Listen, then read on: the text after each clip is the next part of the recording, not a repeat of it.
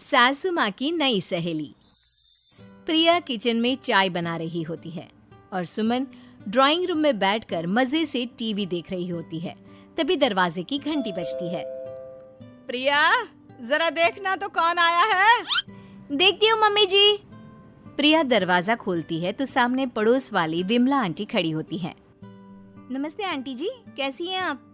मैं तो बिल्कुल ठीक हूँ बेटा, पर तेरी सास को क्या हुआ है? आजकल कहीं दिखती ही नहीं है। जब देखो तब टीवी के आगे जमी रहती है। अंदर तो आइए आंटी। अरे ओ दीपक की अम्मा, कहाँ हो? अरे बिमला, आओ आओ, क्या बात है, बड़े दिन बाद याद आई तुम्हें मेरी। मैं तो हमेशा ही तुम्हें याद करती हूँ, पर तुम ही गायब रहती हो और आजकल तो बाहर भी नहीं आती जाती। तबीयत तो ठीक है ना तुम्हारी? अरे तबीयत को क्या होना है, इस उम्र में तो कुछ ना कुछ लगा ही रहता है। मेरी छोड़ो, तुम ये बताओ कि क्या चल रहा है गली मोहल्ले में। तुम गली मोहल्ले की छोड़ो, चल तो तुम्हारे पड़ोस में रहा है। तुम्हारी नई सहेली आई है। मेरी कौन सी नई सहेली?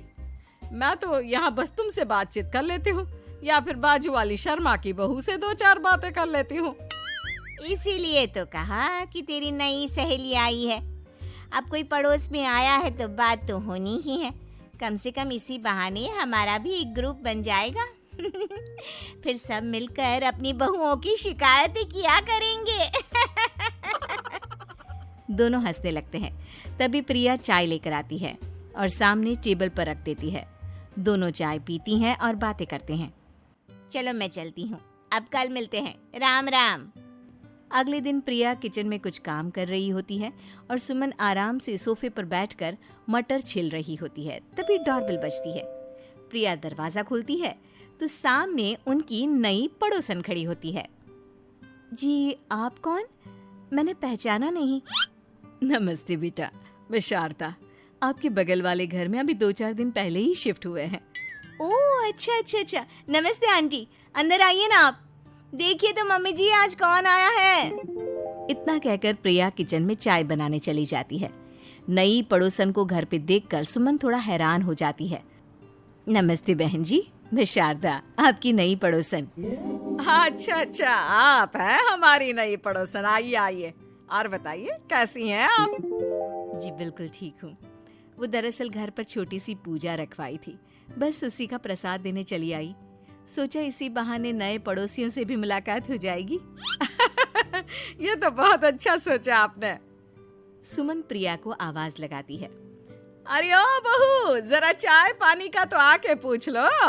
ये आजकल की बहुएं भी ना, जब तक बोलो नहीं तब तक कुछ नहीं करेंगी। आई मम्मी जी। प्रिया चाय लेकर आती है। दोनों बैठकर चाय पीती हैं और खूब सारी बातें करती हैं। अच्छा बहन जी, अब मैं चलती हूँ, फिर मिलते हैं। अब तो आना जाना लगा ही रहेगा। शारदा के जाने के बाद प्रिया किचन से बाहर आती है। क्या बात है मम्मी जी, आप दोनों को देखकर तो लगा ही नहीं कि पहली बार मिल रही हो। आप दोनों तो बिल्कुल बिछड़ी हुई सहेलियों की तरह बातें कर रही थी। अरे जब दो औरतें मिल जाती है ना, तो बातें अपने आप ही निकल आती है। अब तू अपने काम पर ध्यान दे, बातों पे नहीं। ऐसे ही कुछ दिन बीत जाते हैं। अब सुमन और शारदा अच्छी सहेलियां बन गई होती हैं। दोनों एक साथ मंदिर जाती, मार्केट जाती और कभी कभी तो विमला भी इनके साथ मिलकर खूब हंसी ठिठोली करती। एक शाम तीनों बैठकर सुमन के घर पर चाय पी रही होती हैं कि तभी बहुत तेज बारिश शुरू हो जाती है। सुमन जोर से प्रिया को आवाज लगाती है। प्रिया, ओ प्रिया, देख कितनी तेज बारिश हो रही है। जाके छत से सारे कपड़े ले आ, नहीं तो सब भीग जाएंगे। सुमन 2 बार आवाज लगाती है लेकिन प्रिया का कोई जवाब नहीं आता। शायद प्रिया कुछ काम कर रही है, इसीलिए कुछ जवाब नहीं दे रही। अरे काहे का काम, आराम फरमा रही होगी महारानी। तभी प्रिया बीमार हालत में अपने कमरे से बाहर निकलती है। हाँ मम्मी जी, क्या हुआ? मेरी तबीयत थोड़ी ठीक नहीं है ना, इसलिए आग लग गई। अरे सारे कपड़े भीग गए और तुझे सोने से फुर्सत नहीं है। सबके सामने सुमन के मुंह से ऐसी बातें सुनकर प्रिया उदास हो जाती है और छत से कपड़े उतारने चली जाती है। सुमन, ये क्या बात हुई? प्रिया ने बताया ना कि उसकी तबीयत ठीक नहीं, इसलिए उसकी आंख लग गई। तुम भी ना खामखा उसे सबके सामने सुना दिया। अरे आप नहीं जानती शारदा जी, कुछ बहुएं ना बहुत आलसी होती है, घर का एक काम नहीं करना चाहती। ऐसा नहीं है सुमन, तुम्हारी बहू तो बहुत प्यारी है, तुम्हारी सारी बात भी तो मानती है। हाँ सुमन, तुम प्रिया के बारे में ऐसा क्यों सोचती हो? मेरी भी दो बहुएं हैं, लेकिन मैं उन्हें अपनी बेटियों की तरह रखती हूँ। आखिर वो भी तो किसी की बेटियां ही है ना। और अगर तुम ऐसा ही व्यवहार करोगी तो एक दिन प्रिया भी तुम्हारे साथ ऐसा ही बर्ताव करेगी।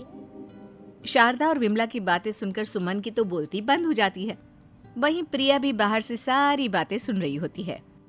अरे मैं कोई उसकी दुश्मन थोड़ी ना हूँ, मैं भी उसकी माँ हूँ, लेकिन कभी कभी सास बनना पड़ता है, नहीं तो बहुएं हाथ से निकल जाती है। देखो सुमन, ये सब सोच का फर्क है। अगर तुम ये सोचोगी तो कभी प्रिया को अपनी बेटी नहीं बना पाओगी। इतना कहकर शारदा और विमला वहां से चली जाती हैं और सुमन अकेले बैठकर उनकी बातें सोचने लगती है। अगले दिन प्रिया और दीपक अपने कमरे में बैठकर बात कर रहे होते हैं और सुमन उनके कमरे के बाहर कुछ काम कर रही होती है और उन दोनों की बातें सुन लेती है। दीपक, तुम्हें पता है हमारे पड़ोस में जो शारदा आंटी है ना, बहुत अच्छी हैं। अच्छा, ऐसा क्या हो गया जो तुम्हें वो इतनी अच्छी लगने लग गई? कुछ खास नहीं, बस कल जब मम्मी जी मुझे सबके सामने सुना रही थी तो शारदा आंटी ने मेरा साथ दिया। मैं तो सच में हैरान ही रह गई थी जब उन्होंने मम्मी जी को मुझसे ऐसा बर्ताव करने के लिए मना किया। अच्छा, फिर क्या हुआ? होना क्या था, शारदा आंटी तो मम्मी जी को समझा ही रही थी कि बहू को भी बेटी की तरह ही रखना चाहिए, लेकिन मम्मी जी तो मम्मी जी है ना, उन्हें तो मुझ में हमेशा कमी ही दिखती है।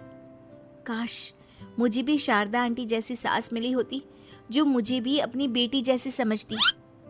सुमन ये सब सुनकर बहुत उदास हो जाती है और वहां से चली जाती है। प्रिया की बातें सुमन के कानों में बार बार गूंज रही थी। उसे बहुत शर्मिंदगी महसूस हो रही थी कि उसने प्रिया के साथ बहुत गलत किया है। अगले दिन सुमन शारदा और विमला को बुलाती है। क्या बात है सुमन, आज तूने ऐसे अचानक क्यों बुलाया? सब ठीक तो है ना? हाँ, सब ठीक है, तुम दोनों बैठो तो सही। तब तक दीपक और उसके पापा भी आ जाते हैं। प्रिया, तुम भी आ जाओ। क्या हुआ मम्मी जी, आपने बुलाया? हाँ प्रिया बेटा, मैं आज सबके सामने तुमसे माफी मांगना चाहती हूँ। मैंने आज तक तुम्हारे साथ बहुत बुरा व्यवहार किया है, लेकिन तुमने कभी भी मेरे साथ बुरा बर्ताव नहीं किया। मुझे अपनी गलती का एहसास हो गया है, हो सके तो मुझे माफ कर देना। प्रिया अपनी सास की बातें सुनकर हैरान हो जाती है। उसकी आंखों में आंसू आ जाते हैं। प्लीज मम्मी जी, आप मुझसे माफी मत मांगिए, मैं भी आपकी बेटी ही हूँ। वैसे एक थैंक यू तो मेरी नई सहेली को भी बनता है, जिसकी वजह से मुझे मेरी गलती का एहसास हुआ। शारदा बहन, आपका बहुत बहुत शुक्रिया जो आपने मेरी आंखें खोल दी। अरे क्या सुमन, तुम भी ना। तो फिर इसी बात पर चाय और पकोड़े हो जाए? हाँ, क्यों नहीं।